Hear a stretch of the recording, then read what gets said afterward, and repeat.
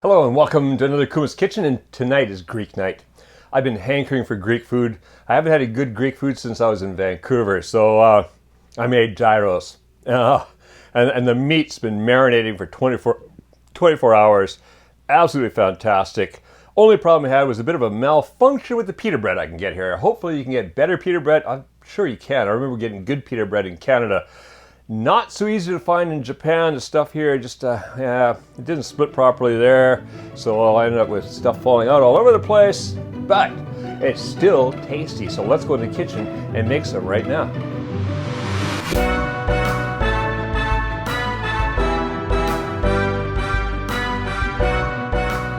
What we want to do ahead of time is marinate the meat. And I like to do this the day before. So the evening before, stick it in the marinade and let it marinate all night long and all the next day. Get those flavors in there. So what do we got for our marinade? Well, across the front here, I've got half a tablespoon of vinegar. I've got 2 teaspoons of dried oregano, half a teaspoon of salt, half a teaspoon of pepper, 3 cloves of garlic crushed, 1.5 tablespoons of yogurt, and 1 tablespoon of olive oil. Then across here. Now, I like to use lamb meat when I can, and sometimes I can get it, but sometimes I can't. And this time there was some fantastic pork instead. Both are good. Chicken's good too in this. Any one of these will do. So today I've got pork here. I've got about 1.25 pounds, about 20 ounces or 560 grams of pork.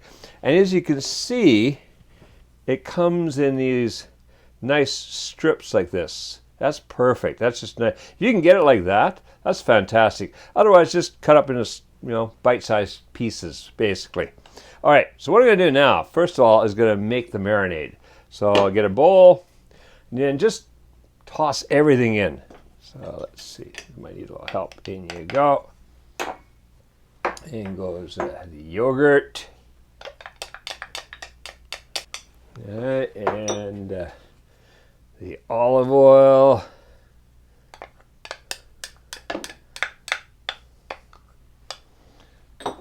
vinegar, oregano, salt, and pepper. All right, what do I do now? Just grab my whisk and give that a little whisk together. Just kind of mix it together.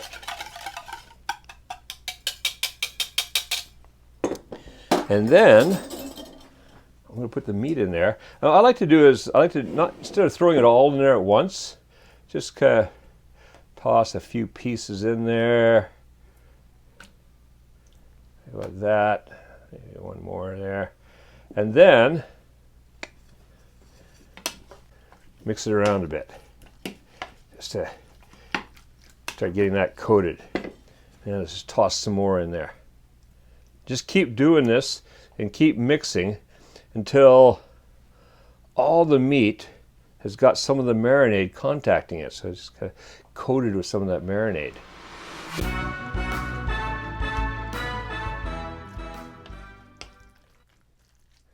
All right, stirring that around for a bit. Just giving it a flip and turn and squishing it around in there. Looks like we got everything coated with marinade. That's looking good. So now what I want to do, take some saran wrap, wrap that off, seal it, and go put that in the refrigerator. And I say, leave it in there overnight. In the morning, you're going to get up, going to give a turn around, just flip it around a little bit again, make sure, mix it around, make sure everything's coated, and then just leave it for the rest of the day. And then we're going to be back here tomorrow to make our gyros, or gyros, whichever way you say it. All right, so the meat has been marinating for 24 hours. I turned it over this morning. It's well marinated. We're going to cook it. What we need for that is we've got here 2 tablespoons of olive oil. That's going to go in that frying pan and cook the meat. Then other ingredients. Well, we're going to make a tzatziki sauce. So up here, what I've got is I've got a 1/4 teaspoon of salt. I've got 1 teaspoon of dried dill. I've got 3 cloves of garlic crushed. I have 1 of the Japanese cucumbers, long stem cucumbers without seeds. Grated it and then put it in a tea towel and squeezed all the water out. We want to get all the water out of it. And then I've got 3/4 of a cup of yogurt. Now, it'd be great to use Greek yogurt, but I can't get Greek yogurt, so this is just regular yogurt. It's a little runnier than I'd like because the Greek yogurt's a bit thicker, but it'll do. With all this, it'll bind it together. Then over here, for finishing it off, we've got just a small bunch of kind of a frilly, they call this frilly lettuce. I like this, it's got a little frilly to it. So that's going to be nice. We've got a little base of lettuce in there, 1 tomato chopped up, and then pita bread. Ha! I left it in the package so you can see this. I love it when I buy pita bread in Japan. It's pita pan, because pan is Japanese for bread. So pita pan, so I expect this to fly into the room. Anyways, I got 2 full ones, so you just kind of break them in half and then open them up and you got little pockets. All right, so we're gonna use those last. Let's get that meat going. I'm gonna put the oil in here and I'll bring this up to a medium-high heat.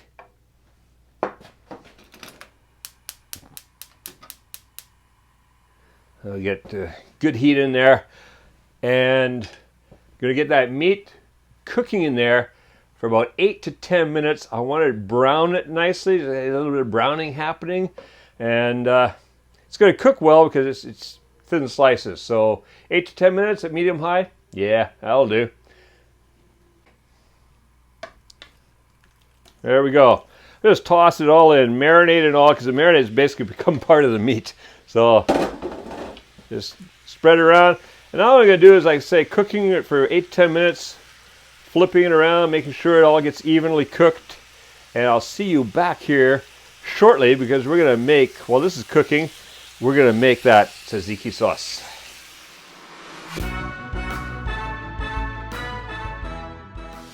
All right, that's cooking, so let's get our tzatziki sauce happening. So I'm going to get a bowl and we get that yogurt in there. You can see it's quite a runny yogurt. I say I wish it was a bit thicker, but oh well, it's still going to taste good. Get that in there. Get the cucumber in there.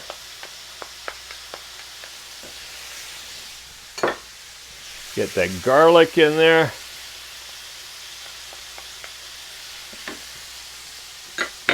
The dill and the salt. And then let's give that meat a quick stir around. That's smelling good. Alright, just gotta flip that over. Just want to make sure everything gets evenly cooked. So you move things around, make sure you can see, if you see something that's not cooked yet, get it into the center here.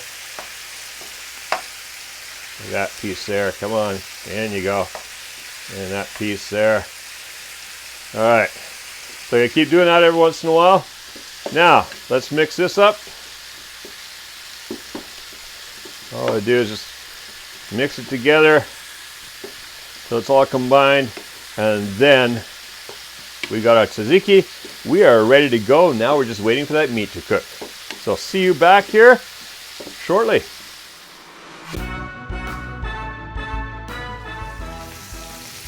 All right, we got some pretty decent browning happening here, so I'm gonna turn that heat off. Now with the fan, well, maybe we'll leave the fan on for just a minute here. there we go. All right, okay, now it's time to assemble these things. So I like to use something to make it stand upright, so I use this old baking pan here. And what we're gonna do first, oh, I should have an extra spoon here. Hang on. For the tomatoes. All right, there we go. So, first thing I want to do is just a little bit of lettuce down in there. I don't think we're going to be using all this lettuce because these pitas are a little small. So, I can't really overstuff them. Got to leave room for all that delicious meat. Yeah, that's about enough there, I think. Let's do a small piece. There we go. All right. A little bit of tomatoes in there.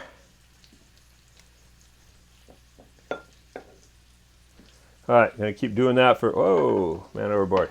Gonna keep doing that for all of them. All right, unfortunately, one of the things I find with the pita bread I get here, it does this a lot. It just won't open perfectly and then it rips.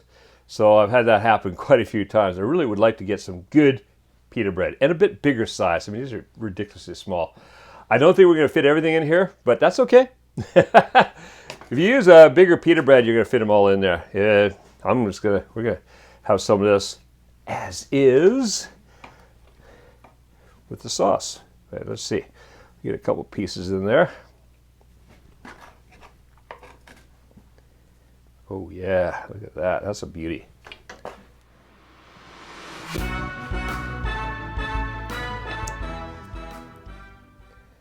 Now, unfortunately, these two that ripped, yeah, just make it a little bit difficult to put a lot of meat in there. So we're just gonna eat them as is, and the leftover meat, that's gonna get eaten by itself.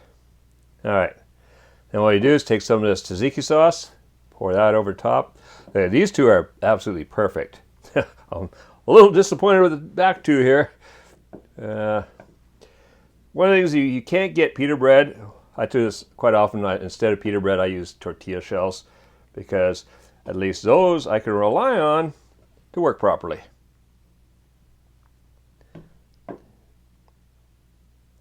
Then just make wraps. All right, we're making a nice mess of the kitchen here. All right, let's get some of that in there. All right, not too bad. Had a bit of a disaster with that pita bread, but I think we're still gonna have a fantastic dinner. Good enough. All right, okay, so that's it. Not gonna fit all that into these ones, not with these ruptures here. All right, so enjoy this. This is a really fantastic meal, especially if you can get the pita breads to behave.